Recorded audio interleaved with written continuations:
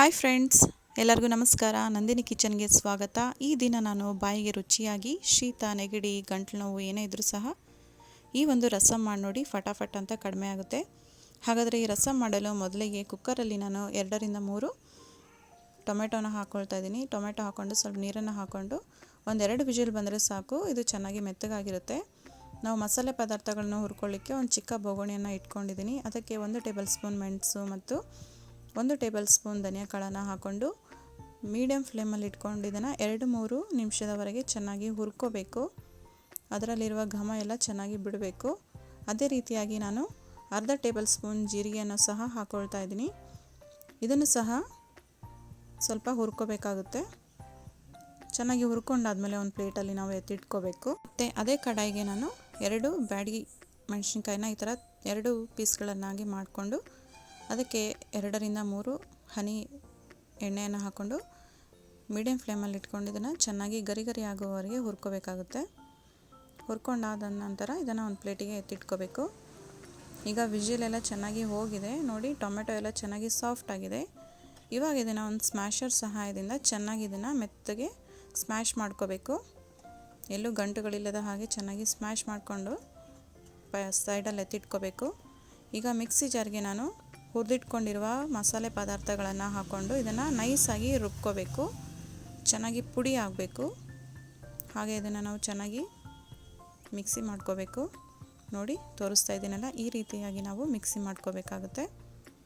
ಇದನ್ನು ಒಂದು ಸೈಡಲ್ಲಿ ಎತ್ತಿಟ್ಕೊಂಡು ಇವಾಗ ರಸಮ್ ಮಾಡಲಿಕ್ಕೆ ಒಂದು ಪಾತ್ರೆನ ಇಟ್ಕೊಂಡಿದ್ದೀನಿ. ಅದಕ್ಕೆ 1ರಿಂದ 1.5 ಟೇಬಲ್ ಸ್ಪೂನ್ ಎಣ್ಣೆಯನ್ನು ಹಾಕ್ಕೊಂಡು ಎಣ್ಣೆ ಕಾದ ನಂತರ ಸಾಸಿವೆಯನ್ನು ಹಾಕ್ಕೊಳ್ತಾ ಇದ್ದೀನಿ.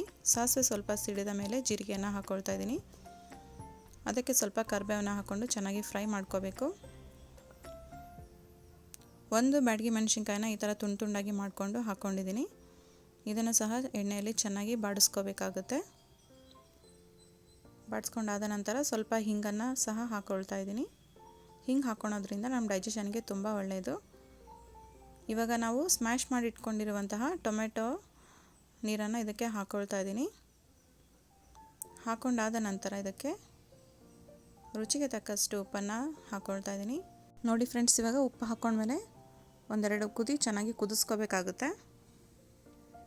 ಕುದಿ ಬಂದ ನಂತರ ಇದಕ್ಕೆ ನಾವು ಮಿಕ್ಸಿ ಮಾಡಿ ಇಟ್ಕೊಂಡಿದ್ದೀವಲ್ಲ ರಸಮ್ ಪುಡಿಯನ್ನು, ಇದಕ್ಕೆ ನಾನು 2 ಟೇಬಲ್ ಸ್ಪೂನನ್ನು ಹಾಕ್ಕೊಳ್ತಾ ಇದ್ದೀನಿ. ನೀವೆಷ್ಟು ಕ್ವಾಂಟಿಟಿಗೆ ಮಾಡ್ಕೊಳ್ತಿದ್ದೀರಲ್ಲ ಅಷ್ಟು ನೋಡಿಕೊಂಡು ನೀವು ಈ ಪುಡಿಯನ್ನು ಹಾಕ್ಕೋಬೇಕಾಗುತ್ತೆ.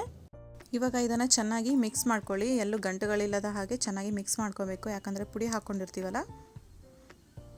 ನೋಡಿ ಇವಾಗ ಪುಡಿ ಹಾಕ್ಕೊಂಡಾದ್ಮೇಲೆ ಇವಾಗ ಇದಕ್ಕೆ 1 ಗ್ಲಾಸ್ ನೀರನ್ನು ಹಾಕ್ಕೊಳ್ತಾ ಇದ್ದೀನಿ. ಇದು ರಸಮ್ ಕನ್ಸಿಸ್ಟೆನ್ಸಿಯಲ್ಲಿ ನಾವು ನೀರನ್ನು ಮಾಡ್ಕೋಬೇಕಾಗುತ್ತೆ. ರಸಮ್ ಯಾವಾಗಲೂ ಸ್ವಲ್ಪ ನೀರಾಗೆ ಇರೋದ್ರಿಂದ ನೋಡಿ ಈ ಹದದಲ್ಲಿ ನಾನು ನೀರನ್ನು ಹಾಕ್ಕೊಂಡಿದ್ದೀನಿ. ಇವಾಗ ಇದಕ್ಕೆ ನಾನು ನೆನೆಸಿಟ್ಕೊಂಡಿರುವಂಥ ಹುಣಸೆ ಹಣ್ಣಿನ ರಸವನ್ನು 1 ಟೇಬಲ್ ಸ್ಪೂನ್ ಹಾಕ್ಕೊಳ್ತಾ ಇದ್ದೀನಿ. ಇವಾಗ ಹುಣಸೆ ಹಣ್ಣು ರಸ ಹಾಕ್ಕೊಂಡ್ಮೇಲೆ 1-2 ನಿಮಿಷ ಇದನ್ನು ಚೆನ್ನಾಗಿ ಕುದಿಸ್ಕೊಂಡ್ರೆ ಆಯಿತು.